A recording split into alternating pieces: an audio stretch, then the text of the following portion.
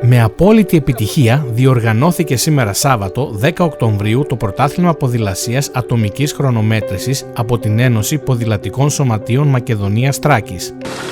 Πρωτάθλημα ποδηλασίας σήμερα στο Λιθότοπο, στη Λίμνη Κερκίνη, με πλήθος αθλητών θα συμμετέχουν, δίνοντας το καλύτερο εαυτό τους.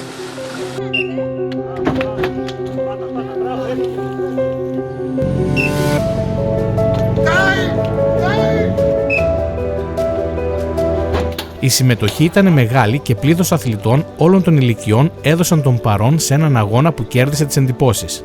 Σήμερα διοργανώνεται στις Σέρρες, στην Κερκίνη, το πρωτάθλημα Βορείου Ελλάδος ατομικής χρονομέτρησης με ποδήλατα road. Το διοργανώνει η ΕΠΣΜΑΘ. Η ΕΠΣΜΑΘ είναι ο αντιπρόσωπος της Ελληνικής Ομοσπονδίας Ποδηλασίας και αν δεν κάνω λάθος πρέπει να είμαστε γύρω στα 15 με 14 σωματεία από όλη τη Βόρεια Ελλάδα. Κατηγορίες παιδιών από 8 χρονών και φτάνουμε μέχρι ανδρών και μάστερ, δηλαδή σε μεγαλύτερες ηλικίες. Σήμερα ήρθαμε να διοργανώσουμε το τοπικό πρωτάθλημα ατομικής χρονομέτρησης. Ήταν μια πάρα πολύ όμορφη διαδρομή. Στο μήκος που πήγαμε εμείς με την κατηγορία των μικρών που είμαι προπονητής, ήταν πάρα πολύ όμορφη διαδρομή, πάρα πολύ ήσυχη.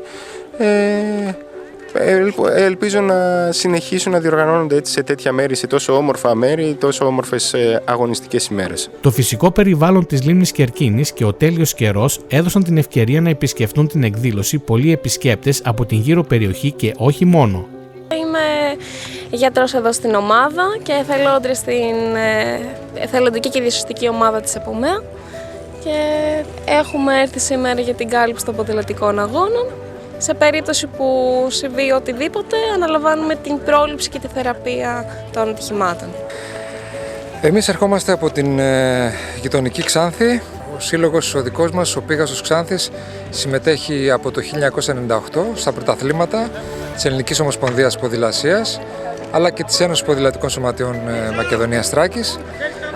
Έτσι λοιπόν και αυτή τη χρονιά, παρόλο που είναι μια ιδιαίτερη χρονιά, είμαστε χαρούμενοι να συμμετέχουμε και να αγωνιζόμαστε σε αυτό το πρωτάθλημα ποδηλασίας δρόμου που διεξάγεται σε αυτό το πολύ όμορφο μέρος.